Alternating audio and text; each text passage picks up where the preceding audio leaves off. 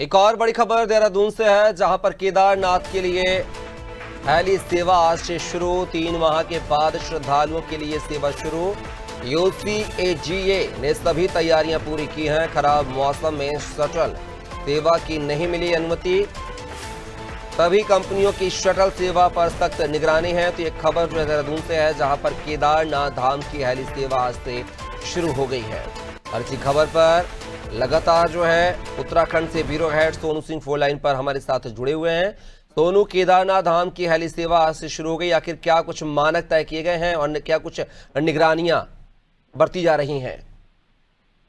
देखिए कपिल, आप जानते ही हैं कि कुछ समय पहले जब जो केदारनाथ धाम की हेली सेवाएं हैं, इन हेली सेवाओं के दौरान जो इस क्षेत्र में तमाम हेलीकॉप्टर अपनी सेवाएं प्रदान कर रहे थे अलग अलग कंपनियों की, उनकी जब कई घटनाएं सामने आई तो डीजीसीए ने इस पर उस समय प्रतिबंध लगाया था। इसके बाद राज्य सरकार की तरफ से पैरवी की गई और जब आग्रह किया गया केंद्र से तो उसने अनुमति दे दी। अब कई कंपनियां ऐसी हैं जो फिर से जो हवाई सेवाएं हैं उनका संचालन शुरू कर रही हैं।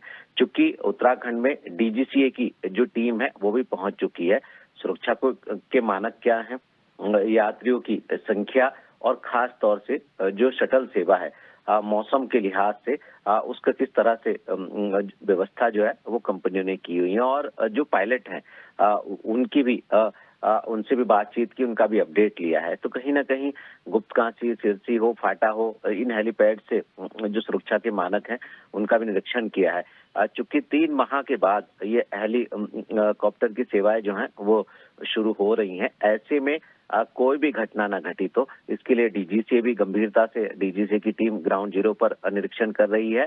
और जो उत्तराखंड नागरिक उड्डयन विकास प्राधिकरण जो यूकाडा है, उसने भी सभी तैयारियां पूरी कर ली हैं। दोनों राज्य और केंद्र सरकार के जो विभागीय अधिकारी हैं वो आपसी तालमेल के समन्वय के साथ आज से केदारनाथ के लिए जो हेली सेवाएं हैं इनका संचालन कर रहे हैं। और ये कोशिश की जाएगी कि अगर मौसम अनुकूल नहीं होता, मौसम साथ नहीं देता, क्योंकि कपिल आप जानते ही हैं ये केदारनाथ वाली जो वैली है ये पूरी की पूरी, इसमें कब मौसम का मिजाज बदल जाए कुछ नहीं कहा जा सकता। खास तौर से दोपहर के बाद अक्सर मौसम का मिजाज बदलते हुए हम देख रहे हैं। तो ऐसे में ये ध्यान रखा जाएगा कि जो मौजूदा स्थिति मौसम की है उसको ध्यान में रखते हुए उड़ान भरी जाए ताकि यात्री जो है वो सुरक्षित रहें और किसी तरह कोई घटना न घट पाए।